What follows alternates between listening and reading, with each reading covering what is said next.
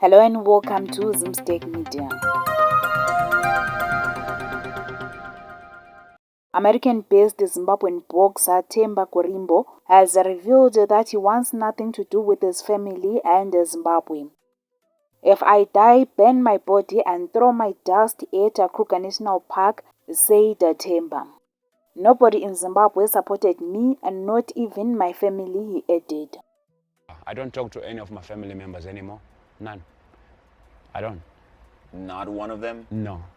I have cut all my family members off my phone. Nobody. I blocked. I love my family from far. I don't belong to Zimbabwe. I belong to the universe. I belong to every single person that wants to take inspiration from me. If I die, I don't need to be buried in my village. That's where it is. I don't want to be buried in my village. If I die, burn my body, go throw my dust in Kruger National Park. That's my wish. For more stories, please do like and subscribe.